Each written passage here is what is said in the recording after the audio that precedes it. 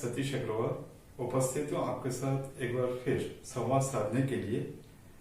हम अपनी हेल्थ यानी वेल्थ इस स्वास्थ्य क्षेत्र धारावाहिक के 36वें एपिसोड पर आपके समक्ष उपस्थित हैं। इस श्रृंखला के माध्यम से हम वर्तमान में जारी कोरोना महामारी और लॉकडाउन पर विभिन्न विशेषज्ञों के मत जानते हैं।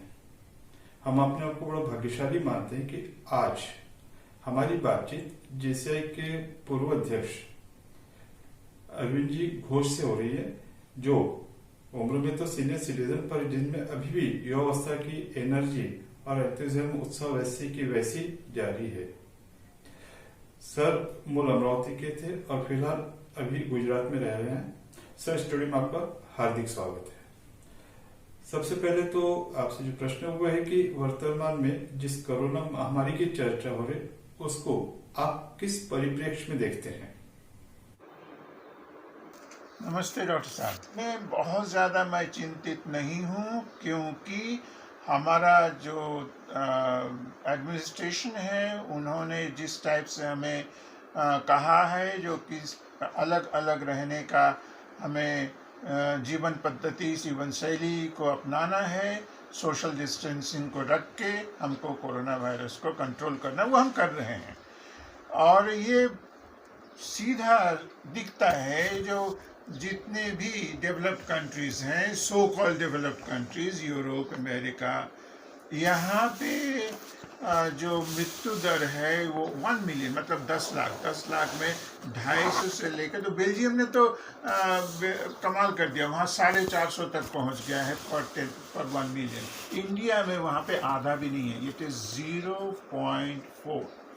इसलिए अगर हमें ये डिसिप्लिन होके मेंटेन कर सकते हैं अपना लाइफस्टाइल, तो हमें बहुत ज़्यादा फिक्र करने की ज़रूरत नहीं है। सर, जब भी आपको देखते हैं तो आपके चेहरे पे एक खुशी और आनंद का भाव दिखता है, तो आप खुशी को कैसे परिभाषित करते हैं?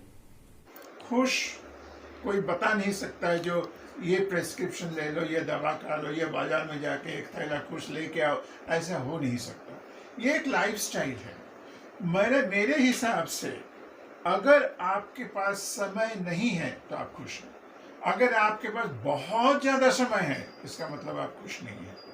जो आदमी के पास समय नहीं है, इसका मतलब है वो इतना ज़्यादा बिजी है, इतना ज़्यादा अटका हुआ है काम में, जो उसको पसंद है उस कामों में वो बिजी है, वो रत है उसमें, उसका जीवन शैली उस कामों के अंदर में घुस गया है, वो खुश है। उसके पास समय नहीं है दूसरा कुछ सोचने का। भाई मुझे चाय दो, मुझे न्यूज़पेपर दो, मुझे चश्मा दो, बार बार दूसरों को टोकना, दूसरों का गलती निकालना, ये सब चीज़ों में उसका ध्यान नहीं रहता है।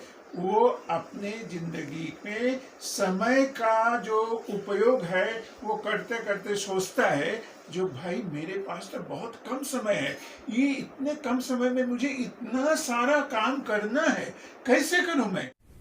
अब सब थोड़ा सा व्यक्तिगत प्रश्नों पे आते हैं कि आपकी दिलचस्पी पेंटिंग में हमेशा से रही है, तो फिलहाल आप अपनी इस रुचि को और हॉबी को कैसे डेवलप करते हैं? यहाँ पेंटिंग से समझ सकते हैं, यशोदा मैया है, यहाँ पे इजिप्शियन पेंटिंग है, यहाँ वारली है, यहाँ नाइफ पेंटिंग है। ये पेंटिंग से आपको समझेंगे आप, जो मैं किस हिसाब से थोड़ा सा पेंटिंग में बिजी रहता हूँ। अब मैं एक बात बताता हूँ, इसको देखिए आप, इसको देखिए, ये बहुत मज़ेदार है।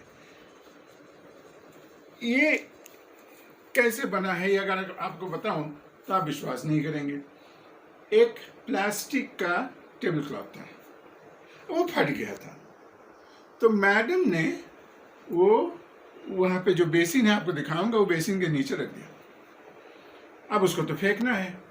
फेंकने के पहले मैंने उस टेबल क्लॉथ को देखा और देख के ऐसा लगा, तो क्या मैं कुछ कर सकता हूँ इसमें से?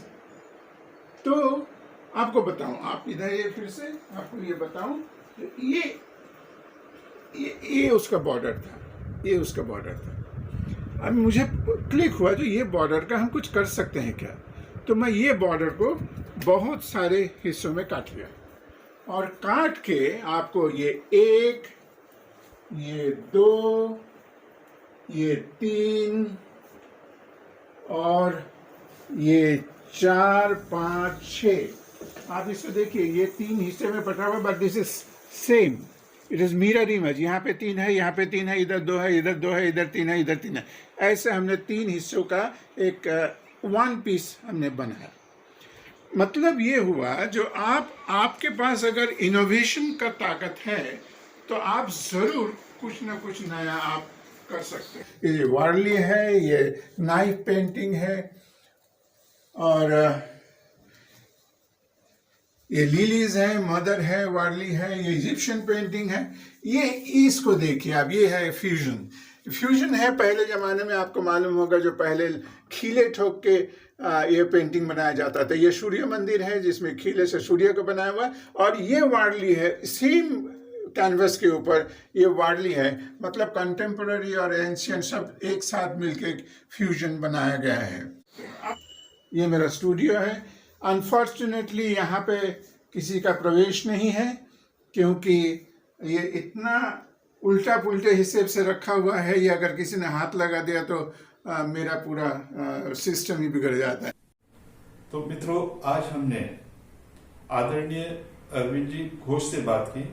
उम्मीद करते हैं कि बातचीत आपको अच्छी लगी होगी, लेकिन इस विषय में आपके विचार आखिरी होंगे, तो अपने सुझाव और विचार स्क्रीन पर दिखाए गए नंबर पर हमें प्रेषित करें। विदा का समय हो गया, इसलिए नमस्कार, जय हिंद।